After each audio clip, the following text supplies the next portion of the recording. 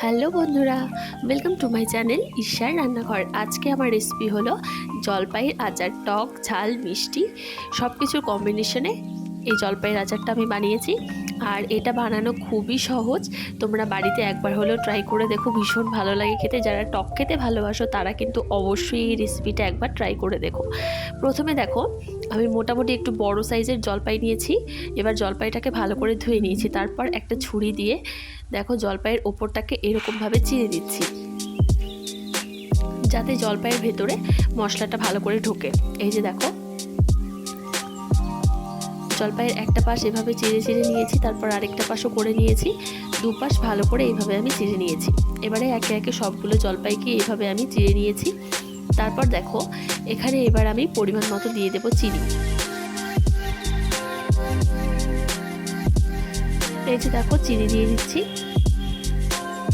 2 থেকে 3 চামচ মতো আমি চিনি দিচ্ছি। এবার এটাকে বেশ কিছুক্ষণ আমি মাখিয়ে রেখে দেব। প্রায় আধ ঘন্টা মতো জলপাইটাকে চিনির সাথে মাখিয়ে রেখে দিচ্ছি।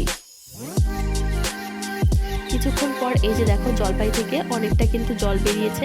তারপর আমি দিয়ে দিচ্ছি এর মধ্যে পরিমাণ মতো নুনটা দিয়ে এটাকে মাখিয়ে আরও কিছুক্ষণ ঢাকা দিয়ে রেখে দেবো। আর জলপাইয়ের আচার বানানোর জন্য কি কি মশলা লাগছে দেখো, এখানে নিয়েছি 2টো শুকনো লঙ্কা, নিয়েছি মৌরি, গোটা গরম মশলার মধ্যে নিয়েছি এলাচ, লবঙ্গ, দারচিনি, আর নিয়েছি অল্প একটু জিরে। তোমরা এখানে ধনেও দিতে পারো, আমি ধনেটা ছিল না তাই আমি স্কিপ করেছি এটা। এই যে দেখো, মশলাটাকে শুকনো খোলায় আমি ভেজে নিয়েছি। তারপর কড়াই দিয়ে দিয়েছি অল্প একটু সর্ষের তেল। এবারে প্রথমে আমি জলপাইগুলোকে দিচ্ছি। জলপাইগুলোকে গ্যাসের আঁচটাকে একদম লো রেখে হালকা করে একটু এপাশ ওপাশ ভালো করে ভেজে দিচ্ছি। এই যে দেখো, তারপর যে চিনির জলটা ছিল তার মধ্যে আরও সামান্য একটু জল মিলিয়ে সেটা দিয়ে এবারে এটাকে আমি ঢাকা দিয়ে ভালো করে জলপাইটা সেদ্ধ করে দেব। তারপর দেখো, যেই মশলাটা আমি গুঁড়ো করে রেখেছি সেই মশলাটাকে আমি দিয়ে দেবো এর মধ্যে। দেখো, চিনির জলটা কিন্তু অনেকটাই শুকিয়ে গেছে, জলপাইগুলো আমার সেদ্ধ হয়ে গেছে। এবারে এই গুঁড়ো মশলাটা দিয়ে আরও 5 থেকে 7 মিনিট মতো এটাকে রেখে দিতে হবে। ব্যাস, তারপর এই যে দেখো, রেডি আমার জলপাইয়ের আচার।